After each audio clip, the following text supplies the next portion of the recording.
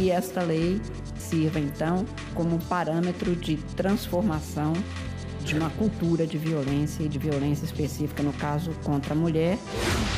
É necessário exatamente mais democracia, mais participação, mais atuação das pessoas na construção da nação.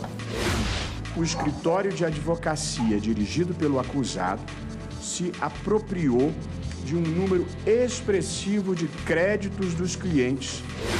Um verdadeiro debate sobre uma atualização do Código Eleitoral, concentrar todas as regras em um único diploma, que evite essa quantidade de dúvidas que surgem a cada eleição.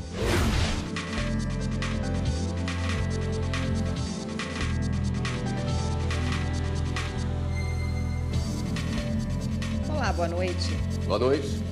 Hoje foi dia de julgamentos nas turmas do Supremo Tribunal Federal e a repórter Carla Lucena acompanhou os trabalhos da segunda turma e ao vivo, aliás, tem uns detalhes pra gente. Boa noite, Carla. Boa noite, Érica. Boa noite a todos. E essa foi a primeira sessão de julgamentos da segunda turma após o recesso do Judiciário. E um dos temas julgados foi o recebimento de valores acima do teto constitucional por juízes do estado de São Paulo. O auxílio-voto, como ficou conhecido, foi pago a juízes da primeira instância que atuaram em processos da segunda instância durante os anos de 2007 a 2009. O Conselho Nacional de Justiça suspendeu o pagamento desse benefício e também determinou que os magistrados deveriam devolver os valores recebidos acima do teto constitucional. Sobre este tema, foram julgados na segunda turma 2 mandados de segurança, como vamos acompanhar na reportagem. O mandado de segurança foi apresentado pela Associação Paulista de Magistrados contra uma decisão do Conselho Nacional de Justiça. Ao conceder o pedido, o ministro Dias Toffoli considerou que a determinação do CNJ foi além do processo administrativo voltado para encontrar irregularidades na reestruturação da carreira da magistratura do Estado. O relator também considerou que os juízes foram convocados de forma emergencial para atender demandas indispensáveis. Cabe ressaltar a perfeita regularidade da convocação dos magistrados de primeira instância para atuarem junto ao TJ de São Paulo, seja porque tal se deu sob os auspícios do artigo 124 da Lei Complementar 3579, seja porque esta Corte, em diversas ocasiões, assentou a constitucionalidade de tal proceder conforme precedentes que seguem e que transcrevo.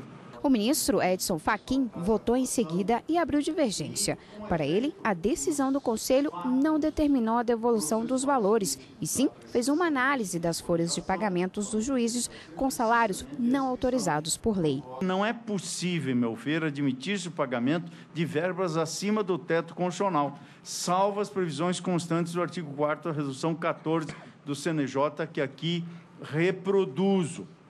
E, nesse ponto, concluo que, segundo esses parâmetros fixados pelo CNJ, não ostentam caráter indenizatório as verbas que foram objeto de glosa. Os demais ministros da segunda turma, Gilmar Mendes, Celso de Mello e Ricardo Lewandowski, acompanharam o relator e suspenderam a decisão do CNJ. Foi uma medida emergencial que se tomou com o objetivo de regularizar, ou fazer um esforço de regularização da distribuição dos processos. De modo que, considerando esses aspectos, eu não vejo, e a realidade, inclusive, do serviço prestado, eu não vejo como manter o ato do CNJ. A mim me parece que Sua Excelência demonstrou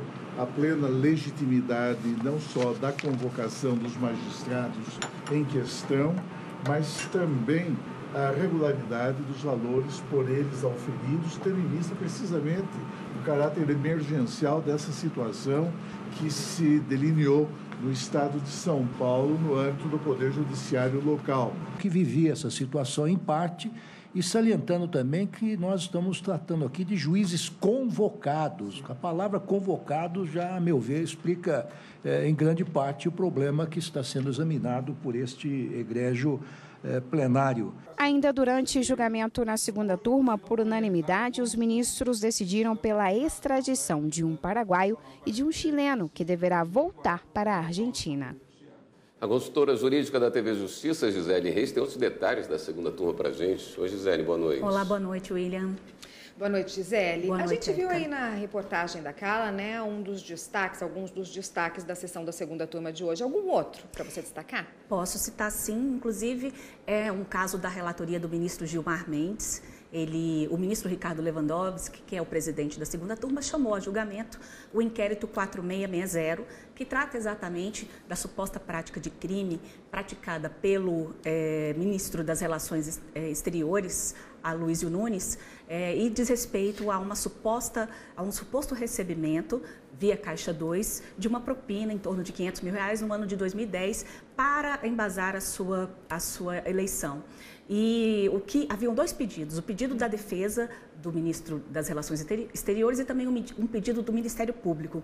O que a defesa pretendia? A defesa pede o arquivamento do inquérito, levando-se em consideração o tempo em que esse inquérito está tramitando na corte e a fragilidade do acervo probatório, ou seja, daqueles elementos indiciários e de ausência de prova que leve à conclusão da materialidade, ou seja, da existência de um crime efetivamente praticado pelo ministro Aloysio Nunes e da própria autoria do ilícito. E, por outro lado, a Procuradoria-Geral da República pedia o deslocamento da competência, que esse caso fosse endereçado para a Justiça Federal. Então, o ministro Gilmar Mendes, que é o relator deste caso, ele apresentou seu voto no sentido de, ele entende que realmente deve haver o arquivamento desse inquérito, e esse inquérito deve ser arquivado com base no dispositivo do Regimento Interno do Supremo Tribunal Federal.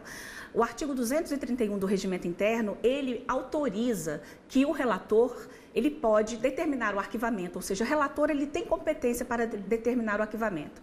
A grande discussão aqui, Érica, é exatamente saber se é possível determinar o arquivamento sem que haja um pedido da Procuradoria da República. E o ministro Gilmar Mendes entendeu que sim.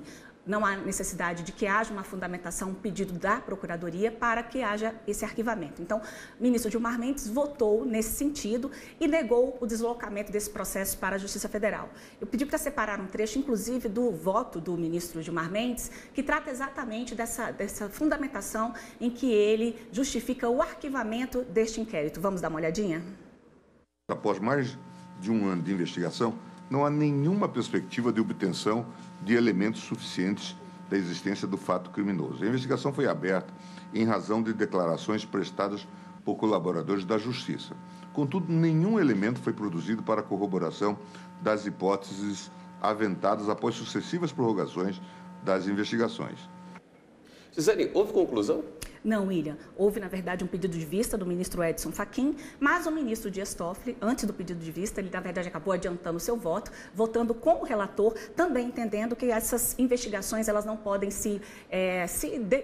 ficar indefinidamente no tempo, sem que haja efetivamente algo mais elementar que possa fundamentar uma denúncia. Então, nós temos, por enquanto, um placar provisório de 2 votos favoráveis ao arquivamento. Certo. Amanhã tem sessão? Temos sim, pela manhã e à tarde. É verdade. Tá certo. Obrigado pela presença aqui, Gisele.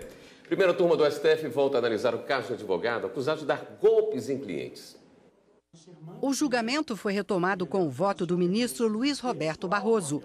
O advogado Maurício Dallagnol foi acusado de aplicar um golpe de R$30 mil em clientes da Companhia Rio-Grandense de Telecomunicações, a antiga estatal telefônica do Rio Grande do Sul. Ele havia sido contratado para o ressarcimento de créditos junto à Brasil Telecom. Mas, ao receber as indenizações, segundo a denúncia, só repassava uma pequena parte aos clientes. O escritório de advocacia dirigido pelo acusado se apropriou de um número expressivo de créditos dos clientes, em sua maioria, pessoas com poucos recursos financeiros e idosos. Em setembro do ano passado, o relator ministro Marco Aurélio atendeu ao pedido do réu para extinguir todas as ações contra ele na Justiça. Mas a decisão dos outros ministros foi adiada para esta terça-feira por conta de um pedido de vista. A defesa tentava anular os processos com o argumento de que os juízes da Terceira Vara Criminal de Passo Fundo, onde tramitam centenas de ações contra advogado, não teriam competência para julgar o caso porque seriam interessados diretos na causa. Mas o ministro Luiz Roberto Barroso votou pelo não conhecimento do habeas corpus e foi seguido pelos outros ministros. Esses 2 recursos excepcionais não foram acolhidos por decisões transitadas em julgado em 22/11/2017 no STJ e 20 de março de 2018 nesta Corte. Diante dessa confluência de fatores, não tenho como superar a preliminar de não conhecimento da impetração. A primeira turma também julgou o habeas corpus de Rodrigo Barbaça, já condenado por roubo à mão armada de uma casa em Sumaré, no estado de São Paulo. A pena, quase 7 anos de prisão. A defesa do réu negou participação dele no crime e alegou que não havia provas suficientes. O relator do caso, o ministro Marco Aurélio, votou pelo não acolhimento do HC. 1000 vezes ter 100 acusados culpados soltos do que um único acusado inocente preso. Já o ministro Luiz Roberto Barroso divergiu e foi seguido pelos outros ministros. E, por maioria, a primeira turma não conheceu o habeas corpus. Eu não me animo em habeas corpus substitutivo de revisão criminal desfazer uma condenação criminal revirando as provas, sendo que o Tribunal de Justiça, de maneira muito afirmativa, diz que a prova é inequívoca e convincente. Empresários suspeitos de fazerem parte de um esquema de fraudes em licitações na Secretaria Estadual de Saúde do Rio de Janeiro durante o governo Sérgio Cabral têm prisão mantida pelo STJ. Os dois foram presos durante a Operação Fratura Exposta. De acordo com a denúncia, foi montado um esquema na Secretaria de Saúde Fluminense para beneficiar o empresário Miguel Skin e o sócio dele, Gustavo Estelita, direcionando licitações e fazendo com que as empresas deles fossem vencedoras, inclusive em pregões internacionais. Como o Tribunal Regional Federal da 2ª Região já havia negado o pedido de liminar, o ministro Humberto Martins entendeu que não é possível apreciar o pedido sob pena de supressão de instância. Somente em casos excepcionais, o STJ considera que deve ser afastado esse impedimento para fazer cessar eventual constrangimento ilegal ao direito de liberdade. Mas, ao analisar as alegações dos empresários, o ministro não identificou essa excepcionalidade. E você vai ver a seguir: direitos humanos nos 30 anos da Constituição Federal. É necessário exatamente mais democracia, mais participação, mais atuação das pessoas na construção da nação.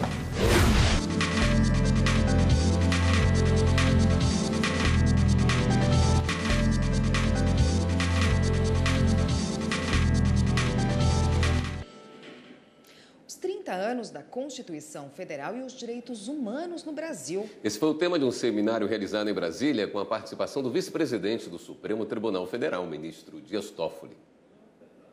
O seminário, organizado por uma universidade de Brasília, reuniu autoridades e estudantes para discutir os aspectos relevantes dos 30 anos da Constituição Federal, os 70 anos das Declarações Universal e Americana dos Direitos Humanos e os avanços para o Brasil. Convidado para participar da palestra, o ministro Dias Toffoli abordou direitos civis, políticos e sociais estabelecidos na Constituição de 88, como garantias a toda a sociedade brasileira.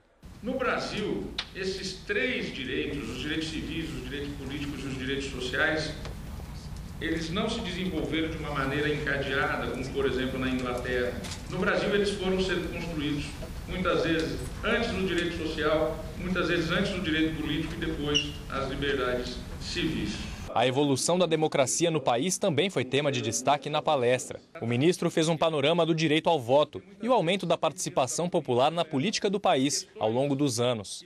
O que eu entendo é que é necessário exatamente mais democracia, mais participação, mais atuação das pessoas na construção da nação. O ministro falou também sobre a importância do respeito à dignidade da pessoa humana e entre os cidadãos e reafirmou que para isso acontecer é indispensável a atuação do Poder Judiciário e encerrou a palestra destacando a atuação do Supremo Tribunal Federal. A garantia dos direitos fundamentais é um trabalho contínuo, é um processo histórico, do qual não se há de descuidar. E o Supremo Tribunal Federal, como guarda supremo da Constituição, deve ser um timoneiro seguro e prudente do Poder Judiciário, que deve buscar incansavelmente a redução das desigualdades sociais em nosso país e a completa e contínua efetividade dos direitos fundamentais previstos em nossa Constituição.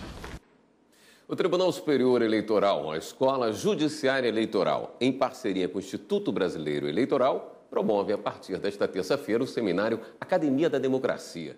O evento discute os desafios da eleição. O encontro promete enriquecer o debate sobre o sistema eleitoral.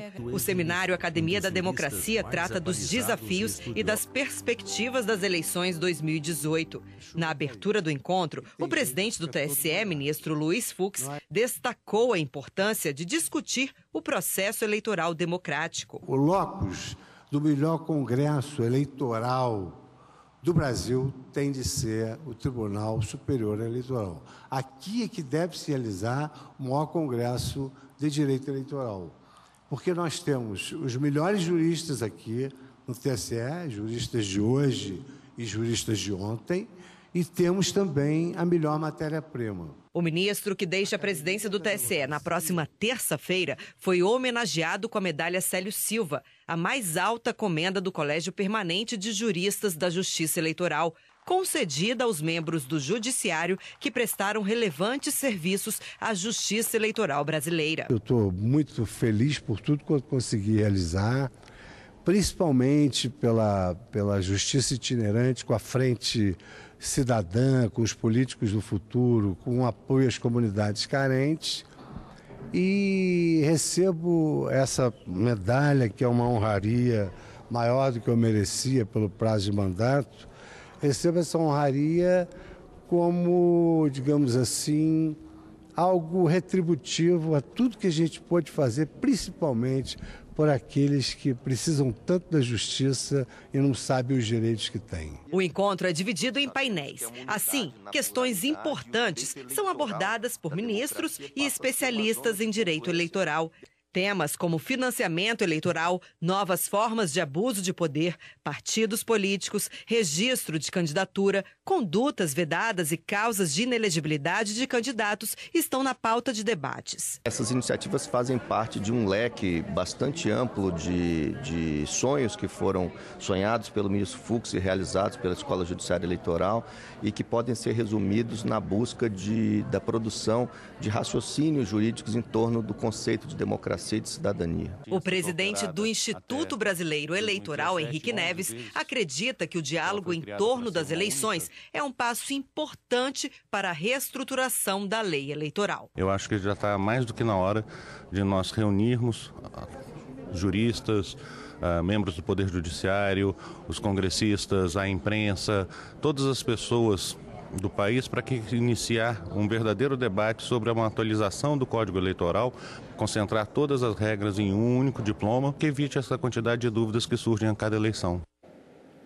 A Receita Federal vai abrir consulta ao segundo lote de restituição do Imposto de Renda 2018 nesta quarta-feira, a partir das 9 horas da manhã. O lote de restituição conta também com restituições residuais dos exercícios de 2008 e 2017.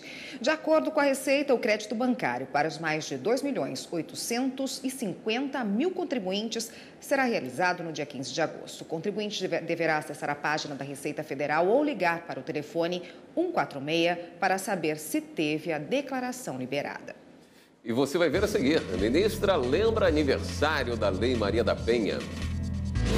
E esta lei sirva, então, como um parâmetro de transformação de uma cultura de violência e de violência específica, no caso, contra a mulher.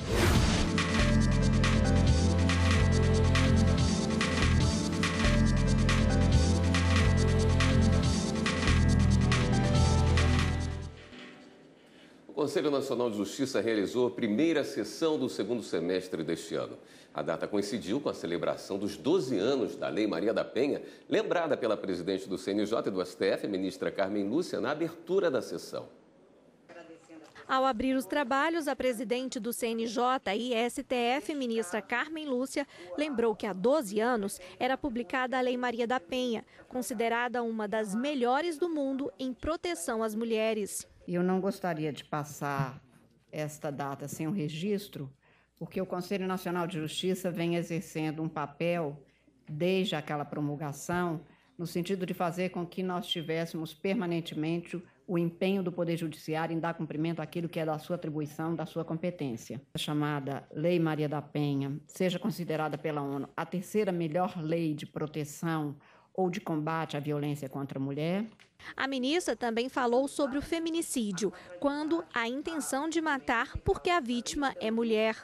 Que esta lei sirva, então, como um parâmetro de transformação de uma cultura de violência e de violência específica, no caso, contra a mulher, cujo assassinato, nos casos em que isso acontece, é pela só circunstância de serem mulheres.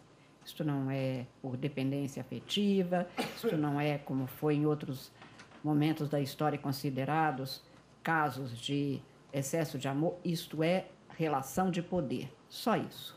Em seguida, começaram os julgamentos. O primeiro caso analisado foi o processo administrativo disciplinar referente a um juiz do estado da Bahia. O magistrado teria recebido vantagens indevidas ao ser presenteado com passagens aéreas para a esposa e a filha dele. Na tribuna, a defesa alegou que o Ministério Público já pediu o arquivamento do processo por falta de provas. Reforçou ainda que o caso já teria prescrito por ter sido instaurado depois de 7 anos do juiz ter recebido as passagens aéreas. Argumentos aceitos pelo relator conselheiro Valdetário Monteiro. Esse magistrado já está há um bom tempo sobre esse julgo de se pediu ou não pediu, se obteve vantagem ou não obteve vantagem.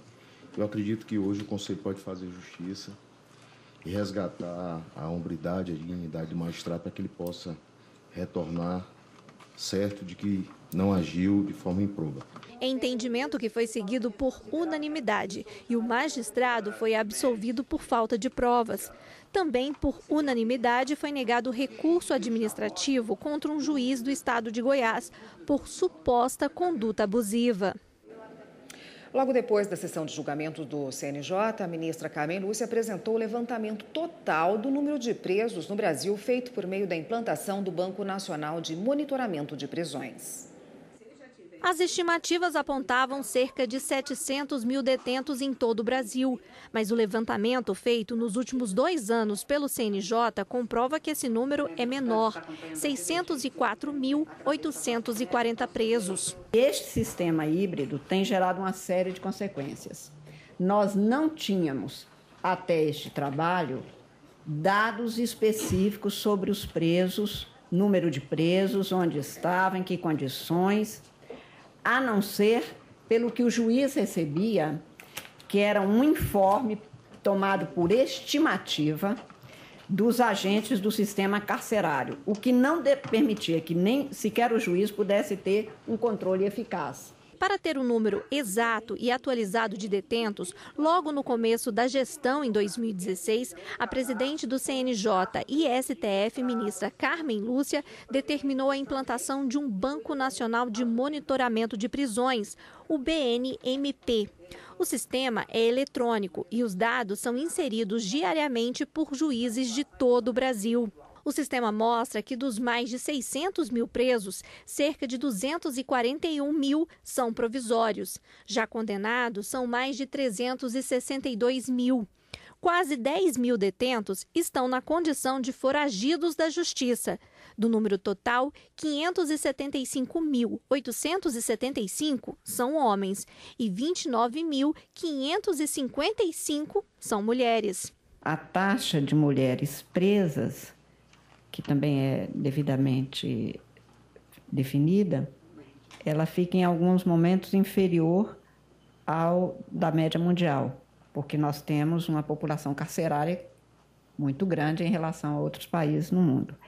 Entretanto, o aumento que houve de mulheres que passaram a ser, inclusive, condenadas nos casos de crimes relativos ao tráfico, aumentou muito, com uma rapidez muito grande, o que é grave para a sociedade brasileira.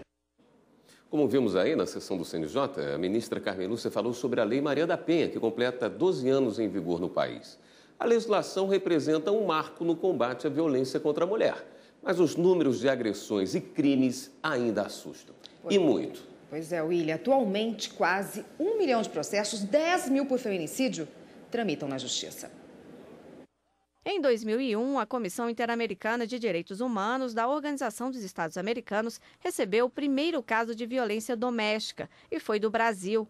Maria da Penha sofria violência do ex-marido. Ela foi vítima de tentativa de homicídio por 2 vezes. O caso tramitava na Justiça Brasileira há 18 anos e o agressor estava em liberdade. Ele só foi preso depois que a Corte Interamericana condenou o Brasil por omissão, negligência e tolerância a crimes contra direitos humanos das mulheres. Em 2006, a Lei 11.340 recebeu o nome de Maria da Penha e mudou o tratamento à violência doméstica no Brasil. A Lei Maria da Penha só funciona se naquele município tiver uma delegacia da mulher, tiver um centro de referência da mulher, que para mim é importantíssimo, né? Uma casa-abrigo e um juizado. A Lei Maria da Penha existe, que veio não para punir os homens, mas para punir o homem agressor. Além de punir o agressor, a OEA recomendou que o Brasil deveria finalizar o processo da farmacêutica, indenizá-la e adotar políticas públicas voltadas à prevenção, punição e erradicação de violências de direitos contra a mulher. A Lei Maria da Penha veio dar uma especificidade ao enfrentamento no Brasil. Ela protege as mulheres, ela dá um apenamento maior para os crimes feitos contra as mulheres. Antigamente, nem estatísticas de violência contra a mulher existiam. O feminicídio, crime praticado em razão de gênero, só foi qualificado 3 anos atrás, alterando o Código Penal, que considerou o crime como hediondo. A Lei Maria da Penha tem um papel importante no combate à violência doméstica. As mulheres começaram a entender que isso é uma violência, que essa violência ela resulta em crimes e que isso precisa ser trabalhado e esses autores precisam ser responsabilizados. É importante a gente dizer que essa violência ela é uma violência universalizada. Infelizmente, ela atinge mulheres de todas as idades, de todas as escolaridades, de todos os graus econômicos. Durante todo o ano de 2016, foram atendidas mais de 1.100.000 pessoas. No mesmo ano, quase 83 mil mulheres foram atendidas nas 3 casas da mulher brasileira, uma média de 2.200 por mês em cada casa. No primeiro semestre de 2017, o Ligue 180 recebeu mais de 560 mil ligações envolvendo algum tipo de violência contra a mulher. Em 2016, mais de 212 mil casos de violência doméstica chegaram à Justiça. No mesmo ano, foram concedidas 285.576 medidas protetivas. E para cumprir decisão judicial, no Brasil existem 369 delegacias especializadas de atendimento à mulher e 131 núcleos de apoio de atendimento à mulher vítima de violência doméstica. E hoje também no Rio de Janeiro, uma operação das Delegacias Especiais de Atendimento à Mulher prendeu 34 suspeitos de violência doméstica e sexual contra as mulheres dentro da Lei Maria da Penha. Segundo a polícia, 4 pessoas foram presas por crime de feminicídio. A operação da Polícia Civil teve como objetivo reforçar a importância da criação da Lei Maria da Penha nesses 12 anos em vigor. Só no ano passado foram 68 casos de feminicídio no estado do Rio, ou seja, a cada 5 dias, uma mulher perde a vida, simplesmente por ser mulher. Hora de dar um giro na rede e conferir as últimas notícias.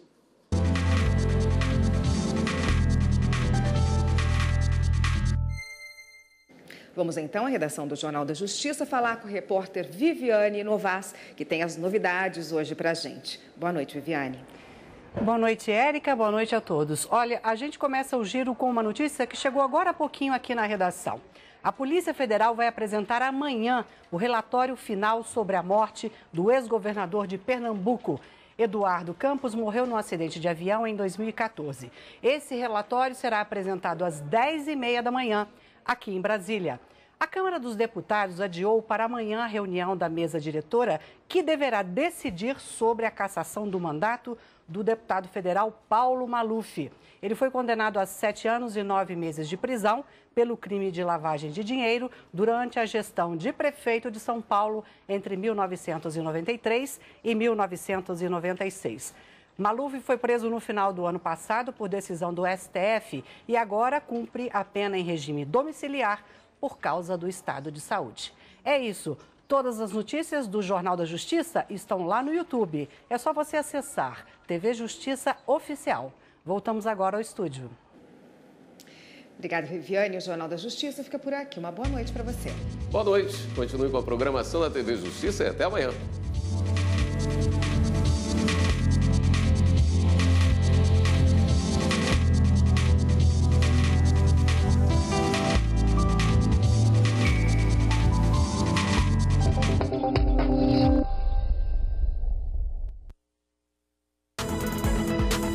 Eleições de outubro estão chegando.